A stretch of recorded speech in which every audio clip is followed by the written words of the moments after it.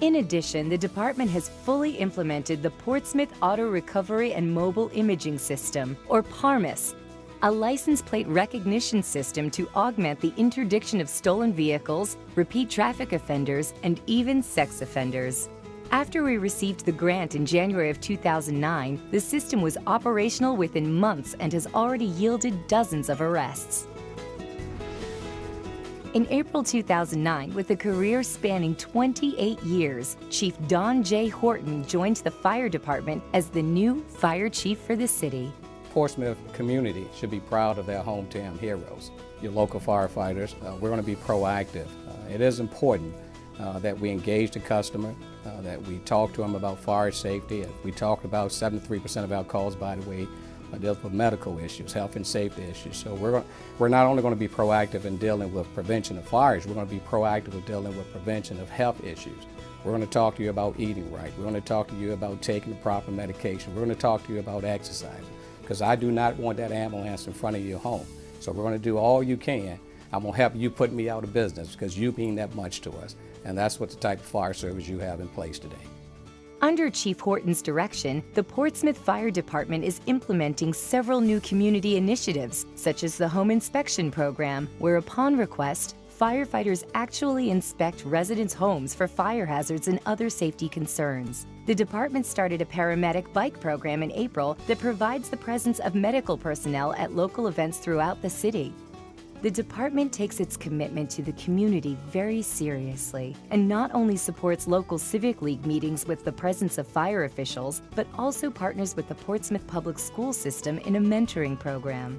They also partner with other city departments with the Vacant Building Identification Program. This program serves a dual purpose by identifying potentially hazardous structures for fire personnel and other city staff. The Portsmouth Fire Department continues to be a tremendous community asset.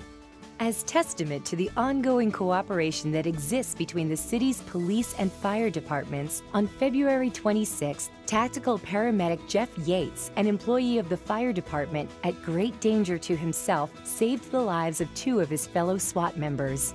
A selfless act that earned him the Silver Medal of Valor from the Portsmouth Fire Department. While the past year has been marked by numerous accomplishments, we must nevertheless move forward. And if the early returns on 2010 are any indication, we can expect a banner year. Already in 2010, significant events have taken place. First, medical personnel from Portsmouth Naval Medical Center and crew members of the U.S. Coast Guard cutter Forward have recently returned from an extraordinarily successful duty in support of Haiti in the wake of their tragic earthquake. The Forward was the first Coast Guard responder to the ravaged country. And then there's the inspirational story of Portsmouth's own Marguerite Jean McCreary, who served as a Women's Air Force service pilot during World War II. Long denied recognition for their wartime duty, 200 of these brave American women, including Marguerite Jean McCreary, at a ceremony attended by the Secretary of the Air Force, members of Congress, and newsman Tom Brokaw, received the Congressional Gold Medal, the highest civilian honor awarded by Congress. And finally, as perhaps a reflection of our great city's ongoing renaissance, IC Norcom High School brought home the first ever 3A Boys State Basketball Championship with a thrilling last-second comeback victory over Petersburg. This year marked a major milestone in the city with the opening of Tidewater Community College's Portsmouth campus at Victory Village. There are additional developments on the horizon, including the major renovation project of Montgomery Square. And the Mast Center at Hampton Roads Crossing makes Portsmouth a premier location for Class A offices and businesses specializing in modeling and simulation. As to the future, we have plenty of substantial projects ready to launch. The oldest drawbridge in Virginia, the Jordan Bridge, with an 80-year-old history, reached the end of its useful life in 2008. The new bridge, constructed by Fig Bridge, will be a replacement bridge built with 100% private funds and paid for by tolls. The new Jordan Bridge is scheduled to be completed by fall 2010. From commercial projects like a new Harris Teeter and CVS Pharmacy to the new courthouse building and Victory Village development, our plans cast a wide net over new additions to the Portsmouth landscape that will increase the quality of life for our citizens. The Children's Museum of Virginia project started in November of 2009 and should be completed in the spring of 2011.